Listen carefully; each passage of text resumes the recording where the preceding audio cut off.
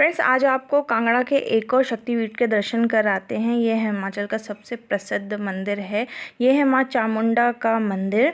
ये 51 शक्तिपीठों में से एक है। माँ चामुंडा का मंदिर धर्मशाला से 10 किलोमीटर दूर स्थित है। साल में पड़ने वाली दोनों नवरात्रों में यहाँ पे मेला लगाया जाता है। माँ चामुंडा चंडी और काली का ही स्वरूप है। माँ चामुंडा को महिषासुर वर्धिनी भी कहा जाता है। प्रतिदिन 2 बार माता की आरती होती है। माता का मंदिर बहुत ही सुंदर और बहुत ही बड़ा है। ये काफी एरिया में फैला हुआ है। माता के मंदिर के नीचे एक और मंदिर है जिसे नंदीकेश्वर मंदिर भी कहा जाता है। यहाँ भोलेनाथ शिवलिंग के रूप में विराजित है। यह मंदिर माता का नया मंदिर है। प्राचीन मंदिर ऊंची पहाड़ियों पर आज भी स्थित है, जिसे चामुंडा हिमानी कहा जाता है। बर्फ से ढके होने के कारण वहां जाना बहुत ही मुश्किल है, इसलिए भक्त इस मंदिर में दर्शन करने आते हैं। मंदिर की दीवारों पे चांदी से अनेक शिल्पकारी की गई है। गर्भगृह में माता की बहुत ही सुंदर मूर्ति स्थापित है।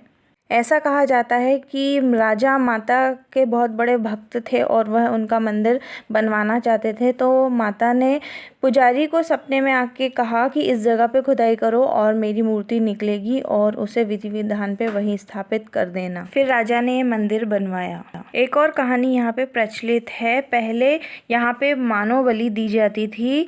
एक जयंती नामक राक्षस था, वह मानव की बलि देकर फिर उसे भोजन के रूप में ग्रहण करता था। एक बुढ़िया थी जिसके 2 बेटे थे। उसकी पहले बेटे की बलि दे दी गई थी और दूसरे बेटे की बलि देने की बारी आ गई थी, तो वह रोते रोते बेटे के लिए खाना बना रही थी और ऐसे कुछ साधु निकले और उन्होंने पूछा कि आप क्यों रो रही हैं। तो उन्होंने कहा कि एक ही मेरा सहारा है और वो भी मुझसे छिन जाएगा। तब उन्होंने कहा कि ये भोजन भी दे दो और अपने बेटे को भी मुझे दे दो। फिर वह साधु उस बेटे को लेकर नंदीकेश्वर मंदिर के पास जाकर बैठ गए। तब वहाँ पे जब वो राक्षस आया और उसने बाण चलाए तो एक भी बाण उन दोनों को नहीं लगा। तब उस राक्षस ने कहा कि यहाँ पर ऐसी कौन सी शक्ति है जो मुझसे भी ज़्यादा ताकतवर है। तब भगवान प्रकट हुए और तब उस राक्षस ने भगवान भोलेनाथ से क्षमा मांगी और कहा कि भगवान मेरा तो आहार ही यही है। तब भगवान ने कहा कि जिंदे इंसान की बलि अब तुझे नहीं दी जाएगी,